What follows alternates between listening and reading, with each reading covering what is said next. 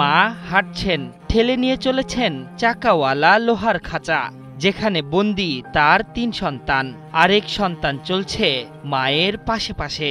এই ৪ সন্তান সম্ভবত পৃথিবীর সবচেয়ে অসহায় শিশুদের অন্যতম। মায়ের ক্ষমতা নেই তাদের মুখে ২ মুঠো অন্ন তুলে দেয়ার। শিশুদের নিষ্পাপ চাহনিতে ফুটে উঠেছে রাজ্যের অসহায়ত্ব। মমতাময়ী মায়ের ভালোবাসা হয়তো এমনই।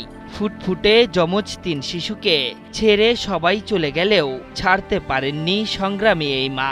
লোহার খাঁচায় সন্তানদের নিয়ে দিনরাত ছুটছেন শহরের এ প্রান্ত থেকে ও প্রান্ত। চোখে অনিশ্চিত ভবিষ্যৎ নিয়ে তিনি দাঁড়ে দাঁড়ে ঘুরছেন ২ মুঠো খাবারের সন্ধানে। আজকে মা হইছি বিদায়, বাচ্চাগুলোরে ছাড়তে পারতাছি না দিকে আজকে আমি রাস্তায় নামছি। ৫ বছর আগে প্রেমিক হাবিলের সঙ্গে বিয়ের পিঁড়িতে বসেন জান্নাত বেগম।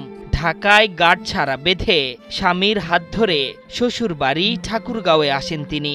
শুরুটা ছিল বেশ মধুর। কিছুদিন পর ঘর উজ্জ্বল করে আসে তাদের প্রথম কন্যা সন্তান। কয়েক বছর পর জান্নাতের কোলজুড়ে আসে আরও ৩ যমজ সন্তান। খুবই কষ্ট হয়, তাও কষ্ট হইলে কি করবেন, বাচ্চাগুলারে তো খাওয়াইতে হবে। কারণ আমি যদি হাল ছাড়িয়ে দিই তাহলে আমার বাচ্চাগুলা মারা যাবে, কি আমার বাচ্চাগুলারে বাঁচাইতে পারবো না।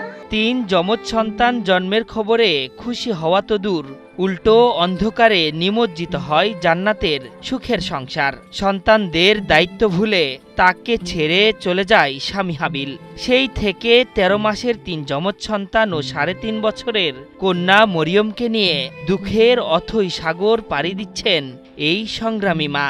বাচ্চাগুলা প্রতি মাসে হয়তো ১৫-২০ হাজার টাকা আমার খরচই লাগে। ওষুধ পানি, এই যে ৩টা-৪টা বাচ্চা, ওষুধ পানি, তারপরে খাবার, এই ঘর ভাড়া, নিজের সংসারের খরচ, সবাই যদি আমার সহযোগিতা করে। একটা অসহায় মা। জীবন যুদ্ধে টিকে থাকতে জান্নাত বেছে নিয়েছেন ভিক্ষাবৃত্তি পেশা। খাঁচায় বন্দি সন্তানদের নিয়ে সারাদিন যা সাহায্য পান তা দিয়েই চলছে তাদের সংসার। আমি চাই যে আমার বাচ্চাগুলা নিয়ে যেন আমি একটা স্থায়ীভাবে জায়গা চাই, একটা ছাদের নিচে যেন আমি বাচ্চাগুলা নিয়ে বসবাস করতে পারি। আমার জায়গা জমি ঘর বাড়ি কিছু নাই, আমি ভাড়া বাড়িতে থাকি। আমার বাচ্চাগুলা নিয়ে যেন আমি ঘরে থাকতে পারি, সবাই যেন আমার সহযোগিতা করে। সন্তানের প্রতি মায়ার কাছে হার মেনেছে জান্নাতের সব স্বার্থ আর রঙিন স্বপ্ন। তারপরও জীবন যুদ্ধে হার মানেননি এই মা। এখন ফুটফুটে সন্তানদের উজ্জ্বল ভবিষ্যৎ নিশ্চিত করতে সরকারকে এগিয়ে আসার আহ্বান সচেতন নাগরিকদের। আশরাফুল ইসলাম, ৭১।